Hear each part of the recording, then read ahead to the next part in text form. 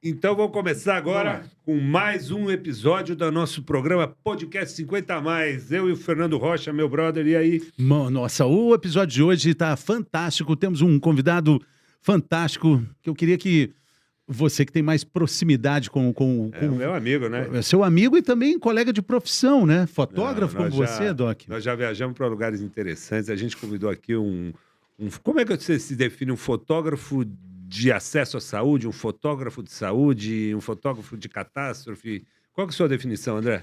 Puxa, sabe que eu acho que eu não penso muito nisso, não. Mas é Não, um né? fotógrafo que busca fazer uma foto que cria pontes entre as pessoas, conecta as pessoas. Tem um nome para isso, gente? Não, Vocês tem o podem me nome que ajudar. você gosta de se apresentar, né? Como construtor de pontes, Construtor de pontes, eu falo bastante Você isso. se define assim, né? Isso. Então, o episódio de hoje tem um construtor de pontes universais. Que usa universais. a fotografia como uma ferramenta para colocar em contato diferentes mundos. Um pouco de poesia, um pouco de beleza, mas também com muita dureza. André François, tudo bom? Tudo bem, Fábio. Obrigado pelo convite. Adorei estar aqui com vocês e poder falar um pouquinho dos trabalhos que a gente faz. Muito bacana. Vamos começar. Eu queria que você contasse um pouco a sua história e como é que você incorporou a fotografia à sua questão social. Você é um empreendedor social. E como é que você enxergou essa oportunidade com a fotografia, que é algo que é um registro fantástico, mas que depende muito de quem aperta aquele clique ali, né? Uhum. Então, bom, eu sou fotógrafo já há 30 anos. Eu falo 30, deve ser alguns anos a mais, mas eu parei nos 30, tá, gente? Daqui uns 5 anos, se me perguntarem, eu vou falar que sou fotógrafo há 30 anos.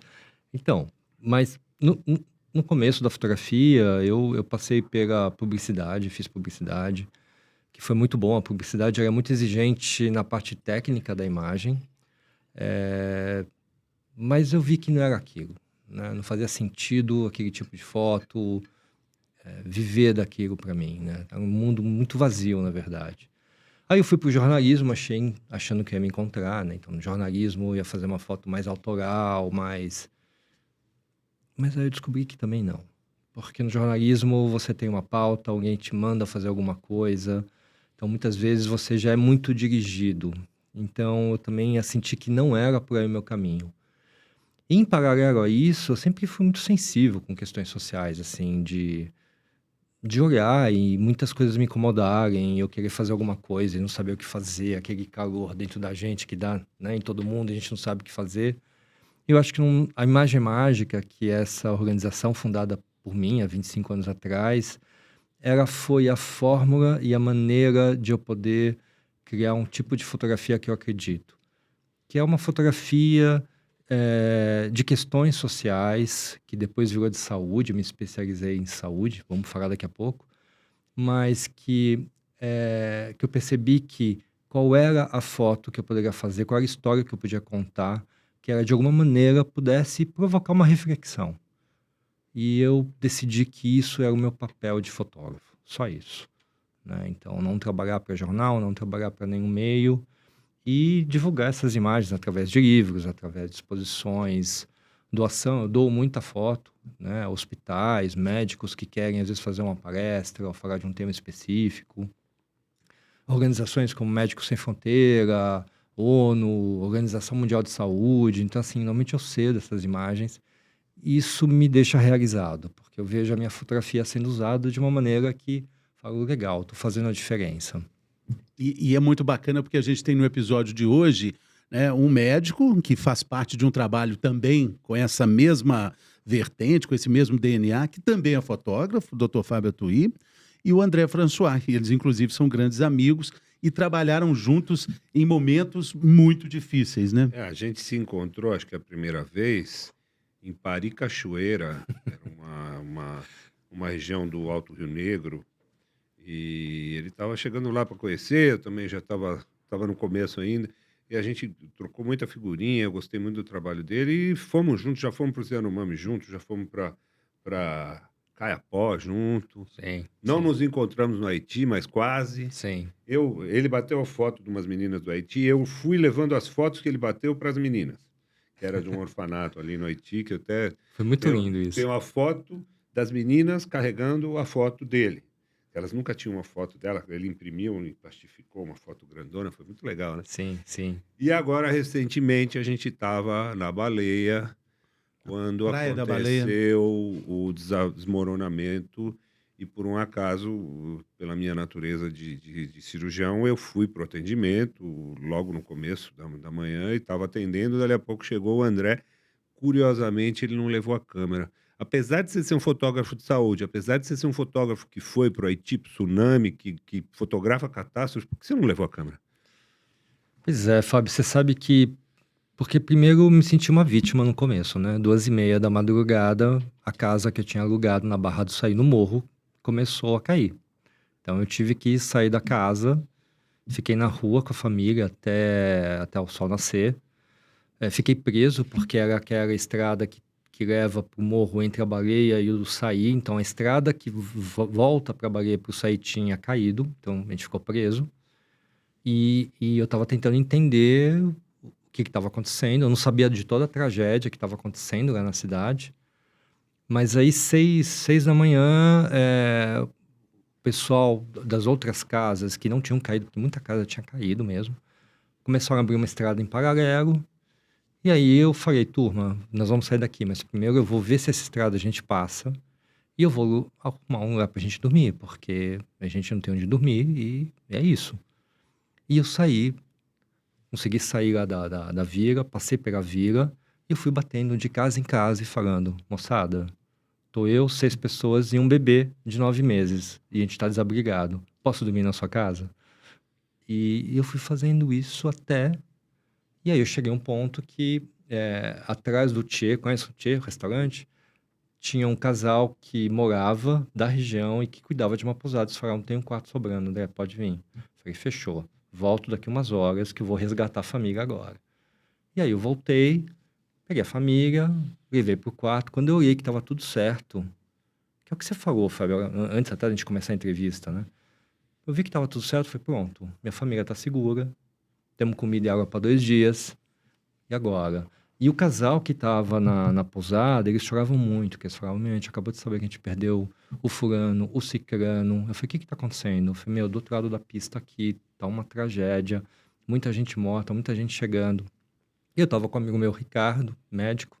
Eu falei, Ricardo, bora, vamos lá, porque tem muito trabalho. E aí, nesse momento, a Paola me deu equipamento. E eu olhei e falei, cara, não acho que não é o dia. Eu me senti dividido, assim, sabe, Fábio? Mas eu acho que eu tinha que ajudar, meu. Só queria contextualizar, a gente está gravando esse programa pouco depois dessa tragédia do litoral norte de São Paulo. Sim. Mais de 60 mortes e durante o carnaval, uma tragédia muito falada em todo o Brasil, né? E os dois estavam lá. E aí é muito interessante falar que, olha só que bacana, nesse momento que você coloca a sua família em segurança, você coloca em prática o que virou um propósito da sua vida, né? Que é essa palavra de origem africana. Ubuntu, né? Ubuntu. Só Pois tá é. bom quando tiver bom para todo mundo, né? Exatamente. Não tinha como ser diferente, assim, não tinha. Eu tava com... É muito legal você falar que não tinha como ser diferente, mas teve muita gente que não teve nem a percepção do tamanho do problema e que estava na sua casa. Teve gente que ficou olhando na praia o que caiu, a ressaca, ficou olhando a ressaca e não percebeu, nem percebeu, mas não caiu a ficha que poderia ter alguém que tivesse numa situação de necessidade. Sua casa estava tranquila. Na minha casa estava tranquilo. Eu acordei, estava tranquilo, tinha acabado a força, e eu falei, vou de bicicleta ver o tamanho da encrenca. Quando eu saí para ver, que eu cheguei na rua, eu já falei, tem que ir para algum lugar. Onde eu vou? Nesse tipo de situação, a gente que está mais acostumado a atender isso, você sabe que é sempre uma escola, uma igreja, um Sim. posto de saúde. Em último caso, até o lugar onde se encontra é o aeroporto. Em situação extrema de tragédia, o aeroporto é um ponto de encontro, assim, já meio tradicional nas pessoas que trabalham com esse tipo de coisa. E aí eu atravessei a rodovia e fui direto para a ONG lá, que é a Verde Escola, que é sensacional. Sim. Eu fui o primeiro a chegar lá, o primeiro médico a chegar lá. Dali a pouco, quando eu vi o André chegando, eu falei, cara, que alegria, cara. Eu também, Fábio, eu fiquei tão feliz de te ver. Porque eu tava... Gente, eu não sou médico, né? E eu não levei a câmera. Eu fui disposto a fazer o que tinha que ser feito, mas não sendo médico, o que tem que ser feito? Então, ver o Fábio, eu falei, pronto. Agora eu tenho um mestre, porque o Fábio nessa situação, ele... É muito lindo ver o Fábio trabalhar, assim, porque ele tem uma mistura de manter o ânimo, você brincava bastante, que é fenomenal, acho que é fundamental entrar, brincar, trazer a leveza, e ser muito sério e muito duro, inclusive com outros médicos, porque depois começou a chegar médico, mas muito médico que não tem experiência com isso, tá acostumado a uma coisa muito limpa, muito clean, né, e ficou muito perdido lá. Queria ajudar, mas muito perdido. Agora, você disse, né, nas entrevistas que você falou sobre esse caso, Doc, você disse, é para isso que a gente é médico, né? Para mim, eu soube de outros médicos que falaram, cara, que incrível, não passou na minha cabeça ir lá. Na minha, não passava a cabeça não ir. Eu acho que, e não é porque eu sou melhor nem pior, eu tenho que entender bem, não é uma crítica. Eu acho que tem pessoas que têm o DNA ligado nisso, que tem essa conexão, e tem gente que não tem. E o André, aí vamos alongar. Você foi para tsunami, você foi para Haiti. Foi. Conta um pouco do tsunami primeiro, porque o tsunami eu acho que tem características muito interessantes. Do Japão? Do Japão. Você foi após o tsunami, você foi uma fazer semana um livro. depois. Você foi fazer um livro, é isso? Não, eu estava fazendo Ubuntu. Ubuntu é um livro que é um projeto que demorou mais de 12 anos, quase 13 anos para ser feito. E eu estava tentando entender como eu ia costurar todas essas histórias do Ubuntu. E o que costurou é justamente o Ubuntu, né? O nome do livro surgiu no final, quando eu percebi essa conexão entre as pessoas. E no Japão, talvez, eu acho que a história mais incrível, que foi uma lição para mim, foi quando eu cheguei no Japão, aí as pessoas sempre se ajudam, né? Então, tinha um pessoal que estava indo para Sendai, para Fukushima, que é onde aconteceu lá toda a tragédia. Em Sendai, a gente começou a atender pequenos vilarejos. Em um dado momento, eu estava andando por cima dos escombros, eu vi uma menina sozinha, uma mulher, e eu falei... senti uma coisa, eu falei, vem andar com a gente, o que você está fazendo aqui? Eu falei, tô procurando meus pais, que estão perdidos já há uma semana. Eu não ia mais achar os pais dela. Aí eu falei, vem com a gente. E aí tinham vários montinhos de objetos no chão, no meio dos escombros, vários montinhos. E eu, na minha ignorância, olhei para aquilo e falei para ela, mas escuta, o que são esses montes? Porque tinham coisas preciosas, tinha relógio, tinha joia, tinha brinquedo, tinha eletrodoméstico, bem organizados. E ela olhou meio incrédula para mim, tipo, como você não sabe? Você tá andando por aqui. Se você encontra uma coisa que você sente que tem valor, você coloca no montinho mais próximo. Porque se alguém sobreviveu, pode vir aqui, pode encontrar isso. E ao menos vai encontrar algumas coisas. Punk, né? É o contrário do saque, né? É o contrário das casas saqueadas, né? Não, e tem mais uma coisa que eu lembro que você já me contou a história, que é interessante. As fotografias de família. Porque as fotografias, elas têm um valor inestimável. Imagina uma pessoa que estava, sei lá, na tragédia agora, na baleia, e perderam todas as suas fotos. E não tinha nuvem. Elas não estavam na nuvem, elas estavam num álbum de papel. Perde a sua história. O quanto isso é importante, né? E as pessoas punham papéis com a fotografia nos montinhos. Impressionante, né? Tinha montinho com álbuns de foto. E eu fiquei tão impressionado, porque foi uma super lição do Ubuntu mesmo, né? De pensar no outro. Sim. Então, tem outra coisa muito, muito legal no Ubuntu, né? Normalmente, a gente viaja para documentar uma tragédia, alguma coisa, com o coração de assistir, né? Que é muito lindo. Mas eu vou te falar que, na verdade, todos esses lugares que o Ubuntu me levou foi ao contrário. Essas pessoas me ensinaram muito. Porque elas viviam uma realidade muito mais conectadas do que eu vivia, do que eu vivo o meu mundo. Eu moro em São Paulo, eu tenho um apartamento, estou bem no meu apartamento, me sinto mais independente, assim, bate aquele sentimento que a gente não precisa de nada nem de ninguém, na verdade. E é meio falso isso, né? Tá aí a prova do sair, né? Muita gente de todas as classes sofreram. E ao viajar para esses lugares, foi uma lição linda. Então, para mim, o Ubuntu é ao contrário. São essas pessoas, num momento tão difícil, dando uma super lição pra gente. E eu queria que você falasse mais sobre o que é o Ubuntu, o que você aprendeu com isso. A gente falou, né, uma expressão africana, mas que se materializa em ações distribuídas pelo mundo todo, né? O Ubuntu, quando eu comecei o trabalho do Ubuntu, ele não se chamava Ubuntu, não tinha nome o projeto. E eu gosto, hoje é bem claro para mim, depois de 7 livros, inclusive na área de saúde, existe um momento caótico no começo de um projeto de um livro. O momento caótico é porque, antes de começar a fotografar, você tem uma teoria, e aí você vai com essa teoria racional na sua cabeça e começa a tua missão de fotografar. E você percebe que aquilo que você criou não é bem aquilo. É parecido, mas não é aquilo. E você tem que ir mais fundo no conceito que você criou, você tem que aprofundar isso. E isso dura, né, meses. O Ubuntu, esse momento caótico, ele durou acho que 4 anos, né? Eu estava assim, desesperado, quase desistindo. Foi quando eu descobri esse termo e eu falei, tá aí a conexão. Como você descobriu? A Paula trouxe. A Paula era jornalista e trabalha comigo nesses projetos. E eu brinco, eu falo que eu sou o Pink, era o cérebro, né? Que ela é muito mais inteligente do que eu. Então ela traz os conceitos e fala, Paula, é isso. É o que a gente está fazendo. E o que é o Ubuntu? Ubuntu, numa frase bem sucinta, significa eu sou porque nós somos. Significa que eu só serei algo quando todos nós formos algo. Só me realizarei quando todos nós nos realizarmos. É uma visão mais do nós do que do eu. Quando você tem essa visão do nós, você volta para o eu. Né? Voltando para o sair, eu tinha comida para 2 dias, tinha água para 2 dias, eu sabia que aquelas estradas só iam abrir, só Deus sabe quando. Falavam em 2 meses, mas eu falava, 2 dias eu tenho, e eu tô bem, eu vou cuidar das pessoas, vou fazer o que eu posso. Aí eu cruzei um grande amigo, Fábio, que depois eu fui para casa dele. Então, olha que louco, né? Como uma coisa ajuda a outra. Se constrói ali, né? Tudo se constrói. Então, pensa menos em você, que você vai receber mais coisas do que você imagina. A gente tem aqui algumas fotos, eu vou pedir o Bruno e a Júlia para colocarem ali enquanto a gente vai conversando, e vai mostrar um pouco do trabalho do Fábio Atuí e também do François, em locais muito longes, em locais de difícil acesso.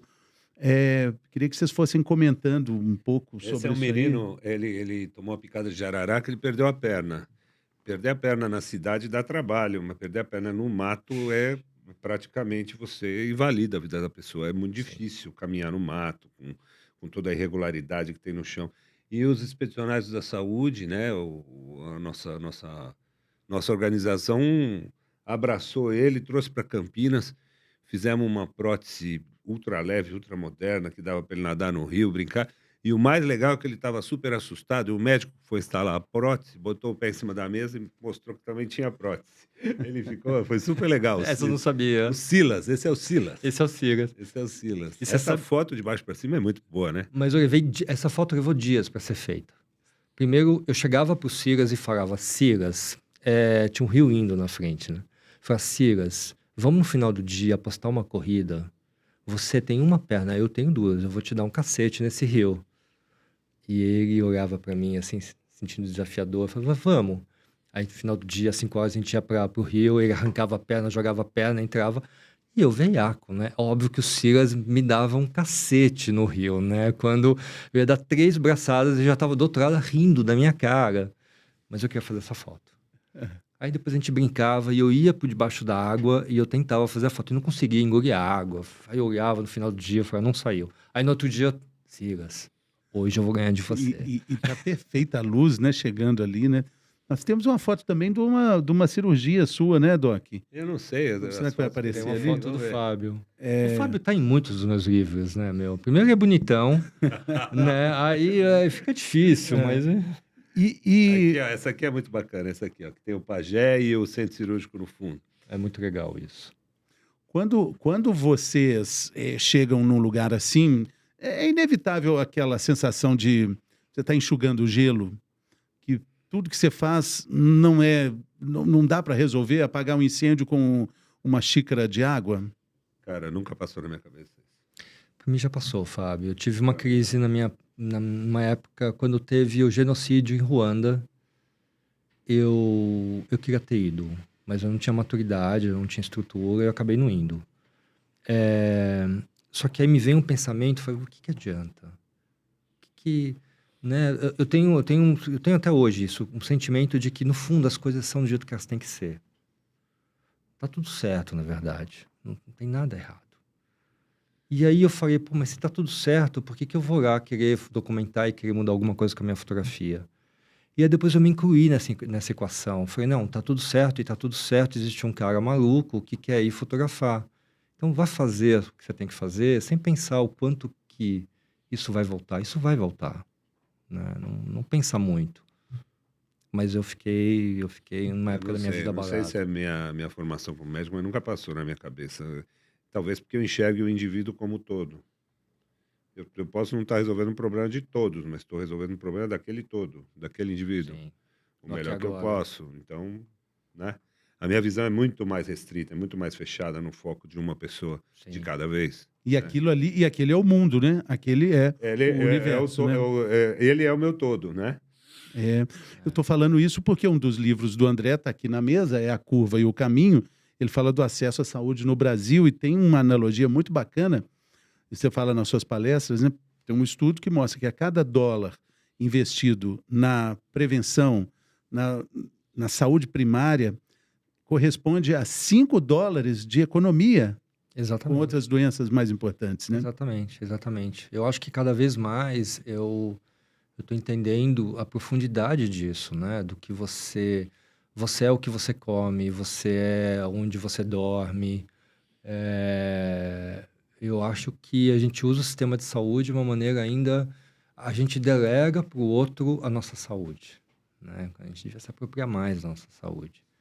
E eu acho que talvez meus próximos livros vão falar muito disso. Acho que vão sair um pouquinho dentro do hospital para entrar mais no que você come, onde você dorme, como você se relaciona com o mundo na tua volta. Isso faz toda a diferença. André, assim como no Japão tem o respeito pelo próximo, a história dos montinhos, que é incrível, no Haiti talvez era o oposto, né? O Haiti eu fui também como cirurgião. O caos que estava lá, as pessoas obviamente eram muito individualistas, porque se elas não fossem, acho que elas nem sobreviveriam naquele ambiente. Sim, O respeito pelo outro é muito menor, sim. até por causa das condições. Eu não acho que tem que justificar a falta de respeito pelo outro, mas eu até entendo, porque ali era uma condição de tudo ou nada, né? E antes mesmo do terremoto. Antes do terremoto, né? Conta um pouco do Haiti pra gente. O Haiti eu acho que foi desafiador, assim, como fotógrafo, né? Porque eu não faço parte de nenhum meio de comunicação, então eu vou indo e as coisas vão acontecendo. Ainda mais nas expedições que foram de tragédias que você não planejou, que você não organizou. Então, é uma dinâmica assim, vai e vai ajudar. As coisas vão se encaminhar. E aí eu cheguei na República Dominicana, sabe como eu entrei no Haiti, no Porto Príncipe? Não? Levando comida para os médicos expedicionários. Porque eu estava lá e não fazia a menor ideia de como eu ia entrar no Haiti. E aí eu estava no hotel, estava com o Luiz, estava com as pessoas, e a gente recebe um recado meio truncado do Ricardo falando, não temos comida para os médicos. Bora comprar comida, enchemos uma van de comida. E aí quando eu vi aquela van de comida, eu falei, a gente não vai ficar vivo 2 dias quando a gente atravessar a fronteira, porque vão ver essa comida. Então a gente escondeu toda a comida. E aí a gente entrou. Foi um dos maiores medos que eu senti na minha vida, que eu tava numa fronteira, do lado de cá da República Dominicana, um monte de soldado armado, e do lado de lá muita gente querendo vir para cá. Aí eles abriram, parece que eles tinham aberto a porteira do inferno, assim. Aí eu olhei para Paulo, eu olhei para o motorista tava morrendo de medo. Falei, vocês têm certeza? Motorista não, você vai. Mas o resto, eu tava levando um médico para os expedicionários, a comida, a Paula e eu. Falei, Paula do céu, onde eu tô te metendo? Enfim, a gente entrou lá. E é curioso o que você disse, né? Eu não trabalho para nenhum veículo, você não está credenciado por nenhuma. Você não está mostrando para nenhum veículo a narrativa ali da imprensa. Mas a gente olhando um trabalho que você faz e juntando ali as fotos, tem toda uma narrativa, tem toda uma história contada ali, né? Tem. E você faz isso de forma consciente, você está ali, as coisas vão acontecendo. Um fotógrafo, um repórter jornalístico, ele está cobrindo ali, as coisas estão acontecendo naquele momento. Você tem essa noção enquanto você está ali trabalhando numa cobertura como essa? Estamos falando de grandes tragédias da humanidade, né? Estamos falando do tsunami no Japão, o terremoto no Haiti. Fernando, essa narrativa ela vai sendo construída. Quando eu começo um projeto, não existe bem uma narrativa, existe uma ideia e eu preciso vivenciar aquilo para que a narrativa comece a ser construída. Então, no Haiti ainda não tinha uma narrativa. Eu tinha muito uma coisa de coração e de documentar o bicho-homem no extremo. Assim, o que ele era capaz de fazer, de bom e de ruim. Eu acho que para mim isso... Mas eu não tinha muito consciente do conceito do Ubuntu, de como as coisas funcionavam. A própria experiência de como... Chegar no Haiti foi muito difícil, né? Chegar com esse monte de comida. Quando a gente chegou na ONU, em Porto Príncipe, a gente recebeu outras notícias e falava, não precisamos mais de comida. Eu falava, tá bom, vamos arrumar um fim para essa comida. E a ONU olhava para mim e falava, não, André, a gente está distribuindo 15 toneladas, você está com... 700 quilos de comida, não é nada, a gente pode nem pagar para te ajudar, entendeu? Eu falei, né? Já era o Brasil que estava lá? Já era a Força Brasileira? Era A Força... Não, mas na ONU era mundial. Aí de lá a gente foi para a Força Aérea Brasileira, fomos dormir lá, e aí o brigadeiro falou, não, fiquem tranquilos, vocês vão ter aqui uma tenda, aqui nem expedicionário, super chique, ar-condicionado, comida e tal. E aí no dia seguinte ele falou, vou preparar 2 veículos e 12 soldados armados para acompanhar vocês nas fotos. Aí eu falei, brigadeiro, muito obrigado, mas eu não posso chegar na casa de alguém com 2 carros e 12 pessoas armadas. A foto não vai ficar boa. E aí o brigadeiro olhava para mim e falava, mas como você pensa em fazer? Eu falei, não, me arruma um carro, um motorista, e eu saio para fotografar. Você tá louco? Aí eu tô aqui, antes da pandemia, eu saí 2 vezes do acampamento, ninguém sai aqui, é super perigoso. Eu falei, brigadeiro, eu não posso sair com 12 pessoas armadas. E aí o brigadeiro falou, então eu sinto muito, você não pode ficar no meu acampamento porque eu sou responsável por você. E você não tá batendo bem da cabeça. Eu falei, brigadeiro, muito obrigado. A gente vai almoçar pela última vez e a gente vai pegar o caminho. Isso depois de voltar... O grupo dos expedicionários estava em outra cidade. E quando eu fui, foi a Maitê Proença e a filha dela, a Maria. E a menina é fotógrafa, e a Maitê estava fazendo uma matéria jornalística também e tal. Também os caras da defesa queriam tolher ela ia entrando na casa dos outros, e o coitado do cara que estava de segurança para ela não conseguia acompanhar. Ela entrou e saiu de onde ela quis. Tem espivitada ela, viu? Mas tem também uma negociação e muitas vezes, né? Tem um receio. A gente tá vendo, olha que foto ali. O que você falou? Qual foi a troca que existiu ali? Porque você precisa... Você precisa estar ajudando, você precisa participar. Você não chega como fotógrafo. O fotógrafo, a pessoa precisa saber por que você está lá naquele momento tão difícil fotografando uma situação. Se você não tem isso, você corre o risco. No Haiti, eu não me senti com risco, porque, primeiro, isso foi saindo de Lecai, quando eu trabalhei 15 dias com os expedicionários. Lecai é a cidade que a gente estava. Que os expedicionários estavam. E aí, lá eu conheci uma pessoa que falou, a Memé, a minha tia, ela perdeu a casa, perdeu parte da família, mas ela está numa parte de fora de uma escola. E tá aqui o telefone dela. E ela veio me acolher dentro do acampamento da Força Aérea Brasileira. E ela me levou para a casa dela, que não era casa, mas era esse hall. Eles não tinham o que comer, não tinham nada, eles me acolheram. Eu falei, Memé, tá aqui dinheiro, compra comida. Aquele dia eu passei o dia inteiro atrás de um botijão de gás e uma boca, porque nem isso eles tinham. E você vai fazer comida para sua família, e eu preciso comer uma vez por dia, eu e a Paula. Eu gostaria de ter um balde de água para a gente poder tomar um banho no final do dia. E aí tinha escola a parte de cima, que eles não se arriscavam em subir, e parte estava detonado. Eu olhei para Paula e falei, Paula, esse telhado aqui, ele é daquela telha de alumínio, ela é vinho, acho que se essa coisa cair, a gente vai sobreviver. Vamos dormir aqui em cima? Vamos. Tinha isso, assim, 5 centímetros de poeira, porque é um terremoto, a gente abriu 2 metros quadrados, falei, esses 2 metros é a nossa casa. E ficou assim por 15 dias. E aí, um professor com carro levava a gente e foi isso. Então, assim, a gente estava seguro. Vocês estavam ali, inseridos no contexto.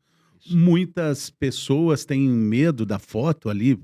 Tem alguma vertente assim, que não pode tirar foto, assim, olha, que rouba a alma? Os Yanomami, isso. eles têm uma cultura que quando a pessoa morre, acabou. Então, o ritual de morte do Yanomami, ele tem uma cremação, depois com aquele pó produzido é feito um mingau com a banana, a tribo inteira come esse mingau, eles não fazem canibalismo nem antropofagia, mas é um pó, é uma poeira, é uma cinza mesmo. Sim. E aquilo significa que ele vive em todos e não se fala mais nele. Não existe essa coisa de cultuar o antepassado, de fazer um monumento, de pensar. Então, quando a pessoa morre, ela morre. Se você ainda tem uma foto dela, isso é muito ruim.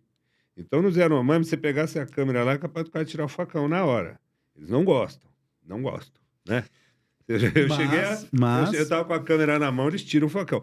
Mas na hora que você está num contexto de atendimento, na hora que você está envolvido, eles já estão amaciados também, vai. Eles já estão. Eu fiquei 30 dias numa aldeia Yanomami, no Chitei, e eu só consegui fotografar nos últimos 5 dias, porque eu levei 25 dias para entender qual era o problema, e que era esse o problema. E eles falaram, se você devolver as fotos, porque se a gente morrer, a gente vai ser queimado junto com essas fotos, tudo bem. Eu falei, é só isso? Ele, é.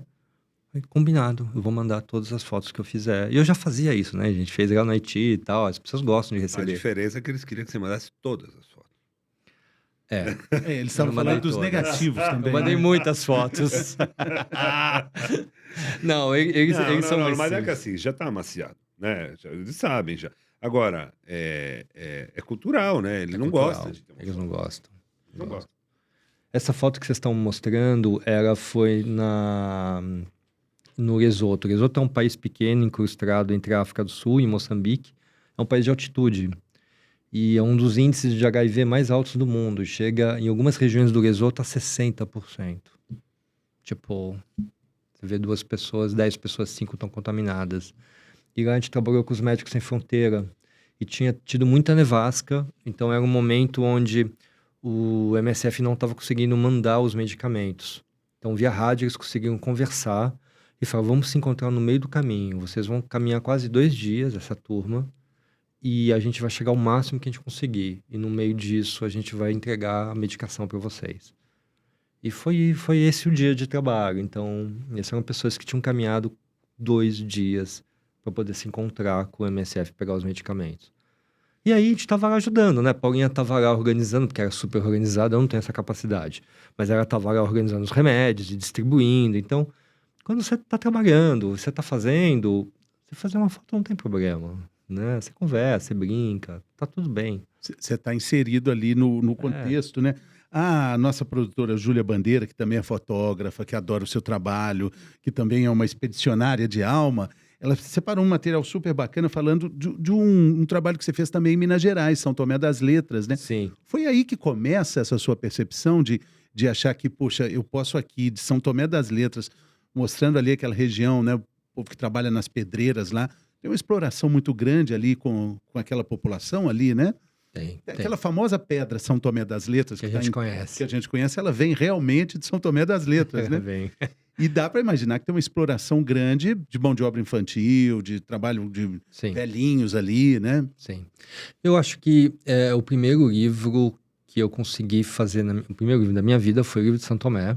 E estamos falando de 30 anos atrás. E foi incrível, porque este livro incentivou um empresário, eu acho que foi uma sorte, foi uma coisa meio divina. Ele olhou e falou, olha, eu quero fazer uma doação, André. Você tem alguma organização lá para doar?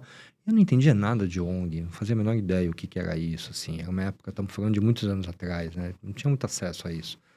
E aí eu falei, olha, eu conheço, sim, um grupo de pessoas que faz um trabalho lindo e que eu acho que eles iam fazer um bom uso desse dinheiro. E ele deu um saco de dinheiro na época. E eu entreguei para essas pessoas, eu fiquei muito... Primeiro eu fiquei movido, né? Porque teve um lado meu que falava, tira logo esse dinheiro da minha conta, porque senão eu vou mudar de ideia. Vou cair no mundo com esse dinheiro. Mas, enfim, eles tiraram e aí eles compraram uma terra que virou a Montanha das Crianças, que virou uma ONG e que existe até hoje. Então eu falei, olha que legal, um trabalho de foto, sensibilizou um cara que não tem nada a ver, de uma empresa, e que ele tirou do bolso porque ele estava afim, porque ele se sensibilizou. Não sei o que aconteceu com isso, com ele. E esse dinheiro E eu fui uma ponte para isso. É isso que eu quero fazer na minha vida. Aí eu acho que nesse momento foi um clique de saber que esse era o tipo de fotógrafo que eu queria ser. E de lá para cá é fazendo a mesma coisa e aprendendo a fazer cada vez um pouquinho melhor aqui, um pouquinho melhor ali. E tem uma universalidade ali em São Tomé das Letras, né? Dizem que tem até um túnel que chega em Machu Picchu. Eu quero Tem muito Duende conhecer. também, Eu quero a muito cidade é bem conhecer. legal. Doente, Eu fui para lá na faculdade. Eu sei como Mas você já foi em Machu Picchu? Dizem que Machu Picchu tem um buraco lá que eles não sabem onde é que vai chegar. é virado para São Tomé. É meio diradinho assim esse De lado. Mas que bacana, né? E você perceber que o mundo todo é uma coisa só, né? O mundo todo é uma coisa só. É muito lindo quando o Fábio fala da história dos Yanomamis, que, ó que lindo, né? Eles se queimam, eles viram pó e eles começam a fazer parte do todo, porque todos vão se alimentar e eles não moram no passado. Eles vivem aqui agora. E você fala na palestra dos Yanomamis desse cuidado que eles têm no coletivo, né? Sim, sim. A mãe não é mãe de um. Não. Todas as mulheres são mães, né? E todos os filhos, todas as crianças são filhos. Então, é muito cruel, na verdade, na nossa sociedade, a gente obrigar uma única mulher a cuidar de uma criança. Normalmente, nessas comunidades mais simples, e, de novo, a gente tem muito que aprender com isso, todos cuidam da criança. E a Yanomami, isso é muito forte. É muito natural você ver uma criança mamando no peito de uma mulher que não é a que pariu ele, né? Tem peito, tem leite, tá com fome, vem cá. É lindo demais isso. André, Não, Fabião. nós somos aqui o podcast 50 a mais. Fechou. Você tem 50 e poucos. Mais que poucos, 56. hein? 56, mais do que poucos. Mas eu percebi antes da entrevista que vocês achavam que eu tinha menos de 50. Eu fiquei tão feliz quando eu descobri essa notícia. Eu não achava. Eu apostei que você tinha aí uns 42 e tal. Pô, Fernando, você quer ser meu amigo? Corpinho de 57, mas... André, o que você acha que os 50 trouxe para você? O que você sente que isso te amadureceu como artista, como produtor de conteúdo? Qual que é a pegada dos 50? Você acha que isso te trouxe algo além? Olha, eu acho que trouxe sim, Fábio. Acho que a idade te traz um pouco mais de calma, assim, sabe? Em saber que as coisas estão certas, assim. E eu acho que quando eu era mais novo, eu tinha uma coisa incontrolada e egóica de querer mudar o mundo. Meio infantil. E eu acho que hoje eu não tenho mais essa vontade de mudar o mundo. Eu tenho vontade de fazer o meu trabalho e eu sei que coisas boas vão acontecer. Agora, dimensionar esse tamanho, eu acho que eu tenho uma paz de espírito, assim. Mesmo que aconteceu agora, recentemente, não sair com a gente. Você é muito experiente, né, Fábio? Você tira essas coisas de letra, mas... Você tá louco. Não, eu sei que você sofreu também. Eu vi a tua cara, eu te conheço. Eu sei que foi difícil para você. Mas você tem muita experiência com isso. Mas olhar para tudo aquilo... Também eu sinto que depois de 2, 3 dias eu já estava bem de novo. Eu acho que se fosse há anos atrás, eu ia levar isso comigo e mastigar. A gente virou um pouco Yanomami, né? Tipo, aconteceu, a gente sofre na hora, tá tudo bem chorar, né, Ju? A Ju falou, não, tem que chorar mesmo. Não significa fraqueza. Mas eu acho que... E assumir essas fraquezas é com a idade. É como a gente sempre fala aqui, quero aproveitar o embalo dessa pergunta aí do Doc, porque a gente tem quase um mantra aqui, vários entrevistados já falaram que envelhecer é para todo mundo, mas amadurecer é um processo, é uma questão de escolha, é um trabalho do dia a dia. E quando a gente fala de um propósito de vida como o Umbuto, né?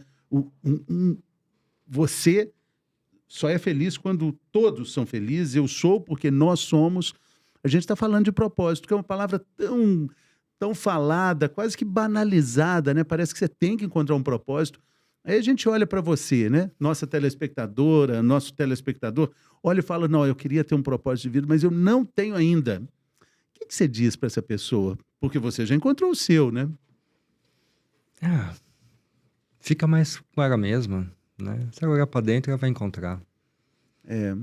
Acho que o propósito, ele começa com algo que te incomode, algo que não tá legal na tua vida.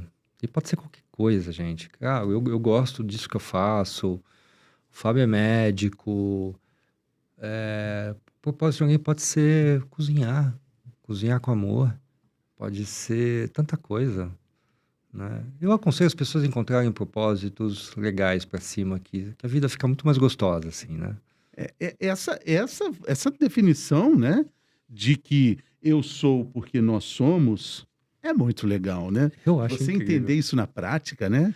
É muito bacana, né? O Ubuntu foi uma lição, foi um livro que levou 12 anos para ser feito. Ele não foi um projeto de uma vez, é um projeto muito caro, né? Então, cada missão minha era para algum país.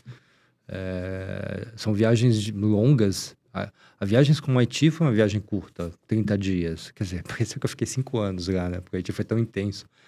Mas na China eu fiquei 3 meses, fiquei 3 meses na África. A minha média de viagem é de 2 a 3 meses, né? Para ter tempo, para assimilar, para entrar em contato. Esse livro aqui, vou tentar mostrar aqui, será que a gente consegue? É porque estou mostrando aqui, olha a graciosidade do livro, né? A elegância do livro, a edição muito fina. A gente ganhou, né, Doc? Esse aqui, ó, para o Fernando e Júlia. Muito legal. Faltou assinar. Você... Não assinei? Não, Ixi. faltou assinar. É que a assinatura é mais cara. Tem... Pega aí, volta, que quando acabar aqui eu vou assinar esse livro. Você sabe a história do Pablo Picasso? O Doc que me contou. Como é que é, Doc? Como é que é, velho? O Pablo Picasso estava num restaurante, aí ele jantou, o cara veio cobrar, ele fez um desenho num guardanapo. Aí o garçom falou, você esqueceu de assinar. Eu falei, eu não estou comprando o restaurante, estou pagando a refeição. Foi por isso que ele não assinou o livro. Eu vou assinar. Deixa aqui em cima da mesa, eu vou assinar. Qual o maior perrengue que você entrou nessas suas viagens todas? Teve algum que você falou, agora o negócio ferrou? Haiti eu senti muito medo. Haiti e China. China é um país muito fechado, não existe ONG na China, não tem, você não pode dar a sua opinião. E eu estava lá simplesmente para tentar encontrar e documentar as chamadas cancer villages. São vilas onde 30, 50, 60% da população morre com o mesmo tipo de câncer proveniente da contaminação dos rios. E é uma contaminação tão forte que você não pode nem usar uma roupa que foi lavada com essa água.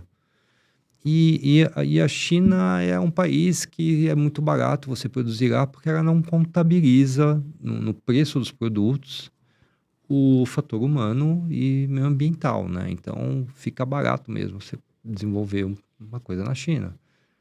E a gente foi expulso de cidade e a gente foi perseguido.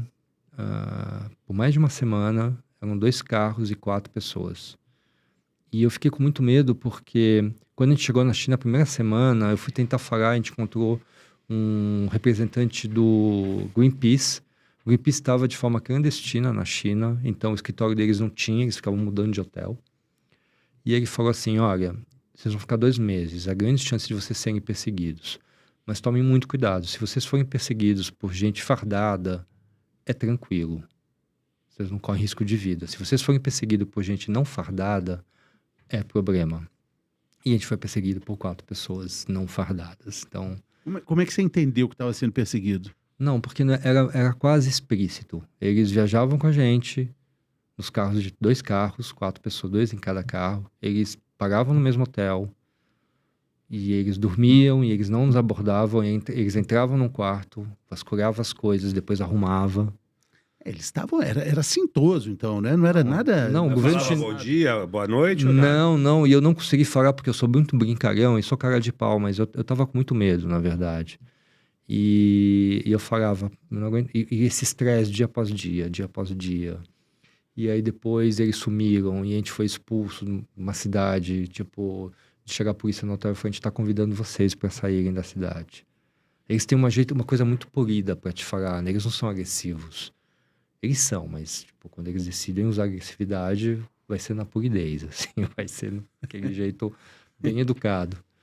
E, e assim, né? Pra você ter ideia, a última semana, antes de ir para Hong Kong, eu parei numa gráfica para talvez imprimir um livro. E era um parque gráfico monstruoso. Os parques gráficos na China são imensos. E a minha sorte é que eu não estava lá fotografando, eu estava realmente pesquisando, né, como é que é imprimir um livro aqui. E a polícia cercou, porque no momento que eu entrei numa indústria, para eles era o limite. Eu entrei numa indústria, eu podia estar roubando alguma coisa daquela indústria. Eles fecharam, vários policiais, pararam um parque gráfico de 3.000, 3.500 pessoas e a gente foi interrogado. Mas aí era fardado, tudo bem, você ficou mais Aí tranquilo. fardado. Eu fiquei com medo também. Eu fiquei com 3 meses com muito medo. Então, esse medo foi acumulando no corpo, né? No sangue, Aí o Fábio pode explicar melhor o que significa Não faço ideia do que é isso. medo acumulado. A pandemia, a pandemia trouxe também experiências poderosas? Olha, ela trouxe muito medo também. Quando começou, bem no começo, e aí eu já tenho anos de experiência, eu sabia que ia dar ruim, né? Que ia chegar pesado. E aí o HC de São Paulo, que a gente já trabalhou muito com eles, eu preparei, falei, eu quero estar aqui para fotografar, vocês estão preparando os andares.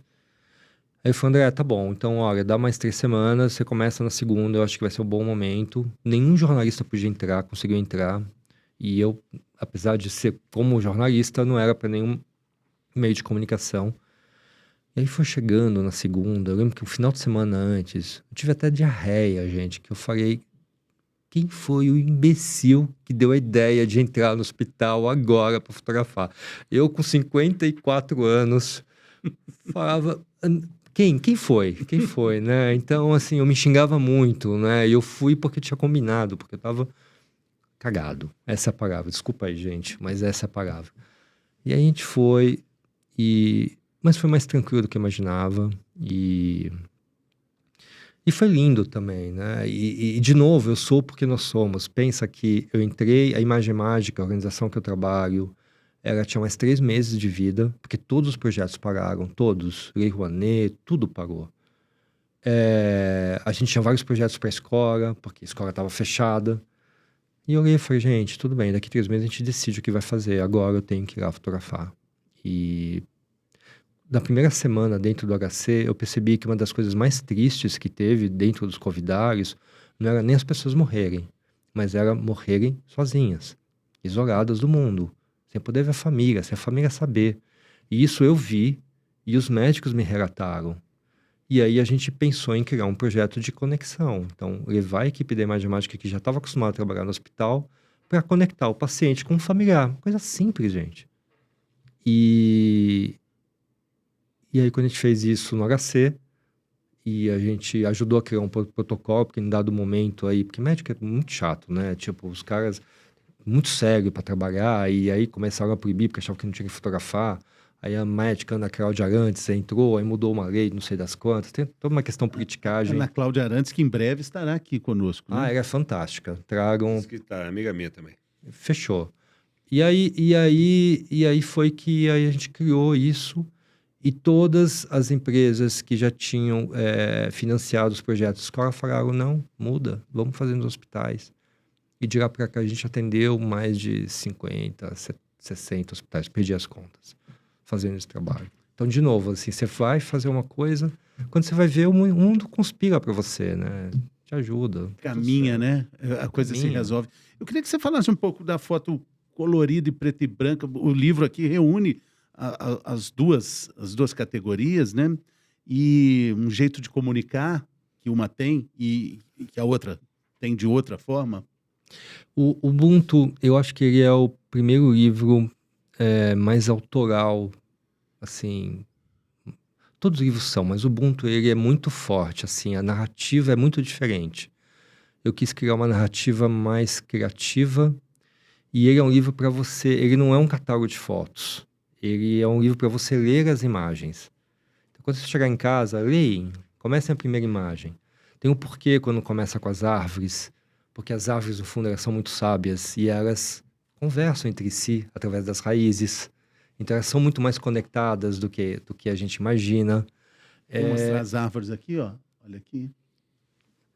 Então, eu fui criando uma narrativa, não só eu e minha equipe, teve a Corinne, que é uma grande fotógrafa de Amsterdã, que me ajudou a criar essa narrativa, junto com a Paula Poletto.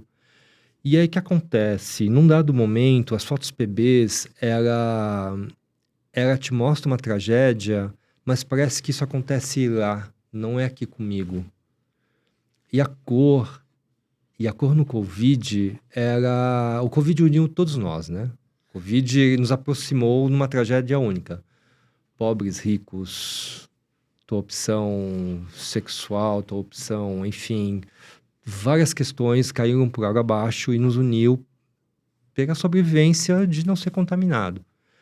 E a cor no Covid te traz uma coisa de que é aqui, é agora e é com todos nós. E tá acontecendo. E está acontecendo. Então, a cor, ele vai crescendo dentro do Ubuntu. Vou No mostrar uma começo, foto.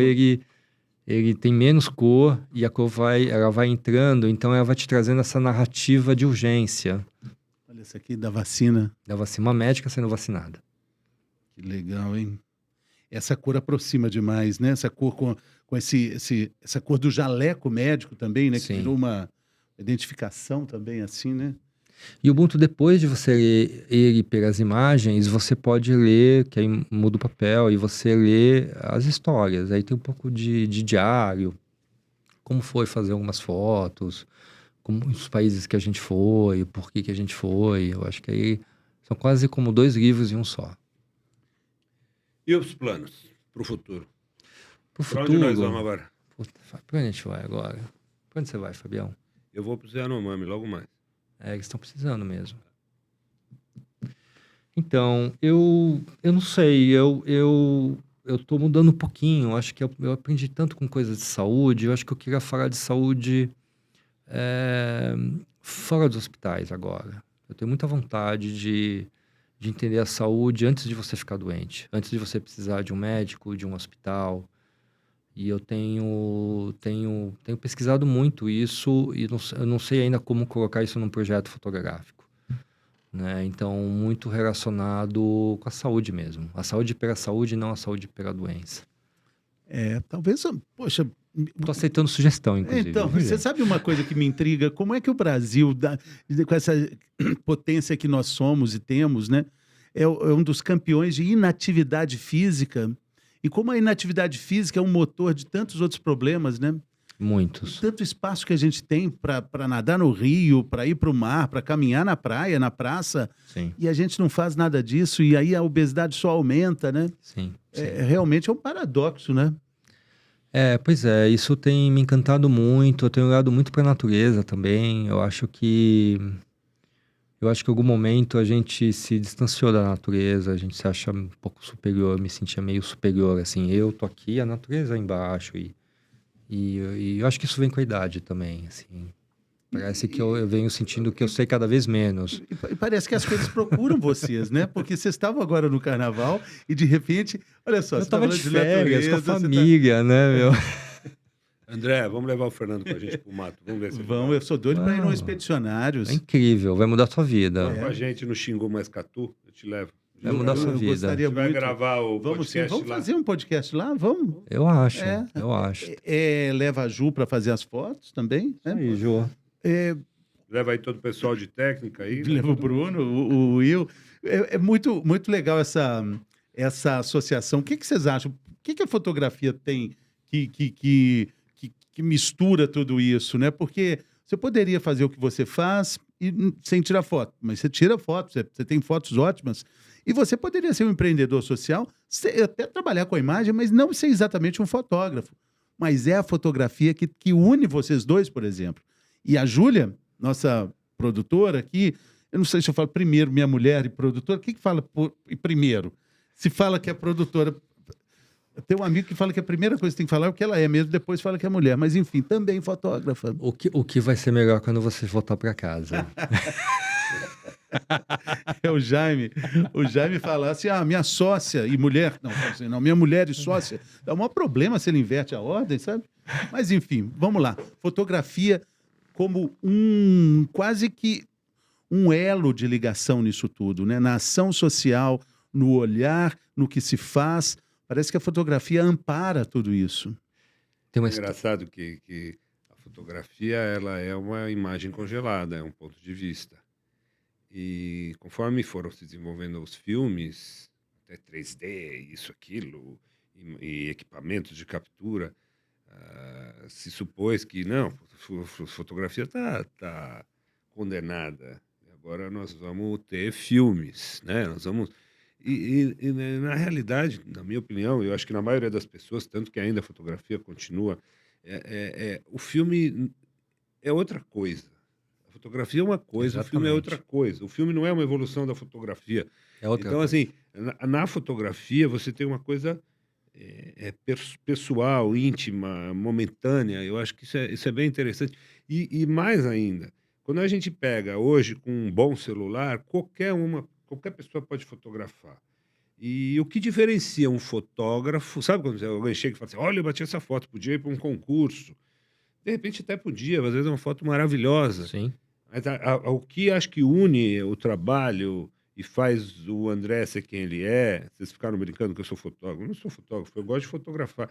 Aqui tem uma história, uma identidade, um conceito e uma linha de pensamento que reflete um pensamento, uma filosofia, tanto que o nome do livro é claramente filosófico, que é muito mais do que fazer uma imagem bonita. Fábio, você falou tudo. Só não concordo com você. Você é um grande fotógrafo. Eu também acho. Eu vou contar uma história antes de falar do que o Fábio falou. Não. Deixa eu falar do Ubuntu, eu vou contar uma história do Fábio.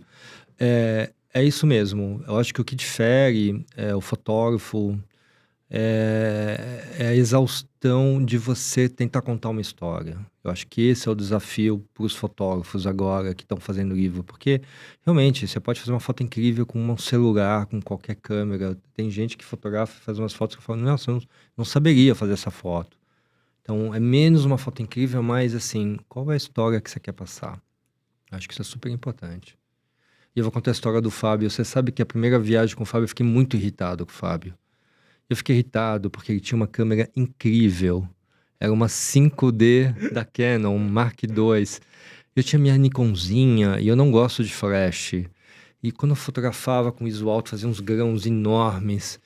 E o Fábio falou assim, André, testa minha câmera aqui. E eu testei a câmera dele, eu adorei a câmera dele. E eu era Nikonzeiro, assim, tipo, fazia foto com Nikon. Cheio de lente na Nikon. E eu falei, Fábio, desgraçado, eu vou ter que mudar de câmera agora. E eu fiquei muito irritado com isso. Eu mudei. E mudou? Eu mudei. Eu comprei uma câmera igual do Fábio. Tá vendo? Eu quero fazer o que esse cara faz, meu. Tá vendo? Eu não sou bom fotógrafo, eu só tinha dinheiro para comprar uma câmera melhor. Essa é a diferença. Não, mas eu podia comprar, mas eu não que você podia, eu tô brincando, mas o fotógrafo não acompanhava a qualidade da câmera. Essa é a história. Eu acho que é uma coisa fantástica, assim, é um dom mesmo, a pessoa nasce com isso, porque não é só apertar o botão, é quem aperta, né? A Ju, por exemplo, a grande fotógrafa, ela coloca a máquina assim e fala assim, ela quer que eu tire a foto dela daquele jeito, e ela fala, você só tem que vir aqui, dar a volta e aperta o botão. Fica horrível. Só porque fui eu que apertei o botão. E ela faz o contrário de qualquer coisa. Ela tira até de olho fechado, a foto sai fantástica. Isso é o quê? É dom, né?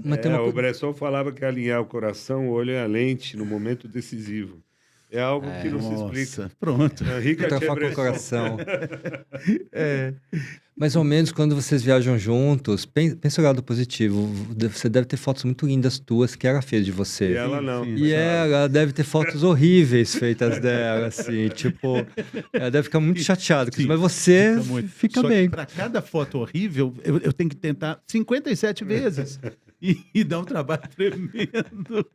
Pessoal, nós conversamos com um cara fantástico, um grande amigo meu e agora um amigo nosso, né, Nosso. Adorei. Como é que a gente acha o livro?